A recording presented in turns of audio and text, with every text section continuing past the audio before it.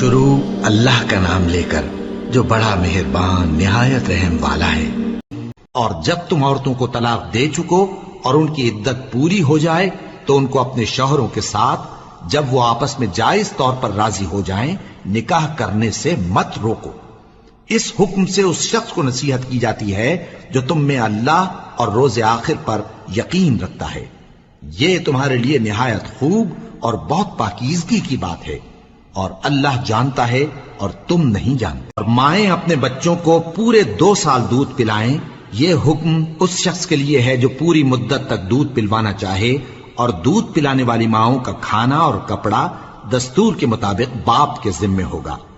کسی شخص کو اس کی طاقت سے زیادہ تکلیف نہیں دی جاتی، تو یاد رکھو کہ نہ تو ماں کو اس کے بچے کے سبب نقصان پہنچایا جائے اور نہ باپ کو اس کی اولاد کی وجہ سے نقصان پہنچایا جائے، اور اسی طرح نان و نفقہ بچے کے وارث کے ذمے ہے۔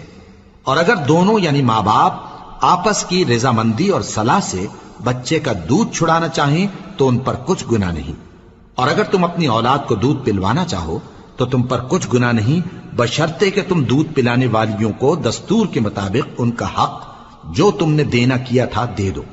اور اللہ سے ڈرتے رہو اور جان رکھو کہ جو کچھ تم کرتے ہو اللہ اس کو دیکھ رہا ہے۔ اور جو لوگ تم میں سے مر جائیں اور عورتیں چھوڑ جائیں تو وہ عورتیں 4 مہینے اور 10 دن اپنے آپ کو روکے رہیں، اور جب یہ عدت پوری کر چکیں اور اپنے حق میں پسندیدہ کام یعنی نکاح کر لیں تو تم پر کچھ گناہ نہیں، اور اللہ تمہارے سب کاموں سے واقف ہے۔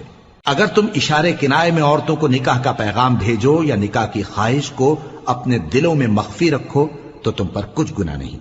اللہ کو معلوم ہے کہ تم ان سے نکاح کا ذکر کرو گے، مگر ایام عدت میں اس کے سوا کے دستور کے مطابق کوئی بات کہہ دو، پوشیدہ طور پر ان سے قول و قرار نہ کرنا، اور جب تک عدت پوری نہ ہو لے نکاح کا پختہ ارادہ نہ کرنا۔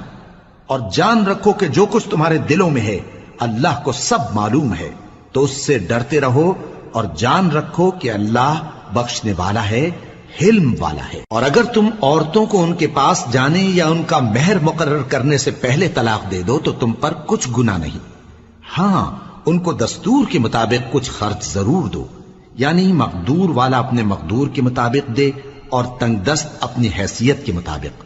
نیک لوگوں پر یہ ایک طرح کا حق ہے۔ اور اگر تم عورتوں کو ان کے پاس جانے سے پہلے طلاق دے دو لیکن مہر مقرر کر چکے ہو تو آدھا مہر دینا ہوگا۔ ہاں اگر عورتیں مہر بخش دیں یا مرد جن کے ہاتھ میں عقد نکاح ہے اپنا حق چھوڑ دیں اور پورا مہر دے دیں تو ان کو اختیار ہے۔ اور اگر تم مرد لوگ ہی اپنا حق چھوڑ دو تو یہ پرہیزگاری کی بات ہے، اور آپس میں بھلائی کرنے کو فراموش نہ کرنا۔ کچھ شک نہیں کہ اللہ تمہارے سب کاموں کو دیکھ رہا ہے۔ مسلمانوں، سب نمازیں خصوصاً بیچ کی نماز یعنی نماز عصر پورے اہتمام کے ساتھ ادا کرتے رہو اور اللہ کے آگے ادب سے کھڑے رہا کرو۔ پھر اگر تم خوف کی حالت میں ہو تو پیادے یا سوار جس حال میں ہو نماز پڑھ لو۔ پھر جب امن و اطمینان ہو جائے تو جس طریق سے اللہ نے تم کو سکھایا ہے جو تم پہلے نہیں جانتے تھے اللہ کو یاد کرو۔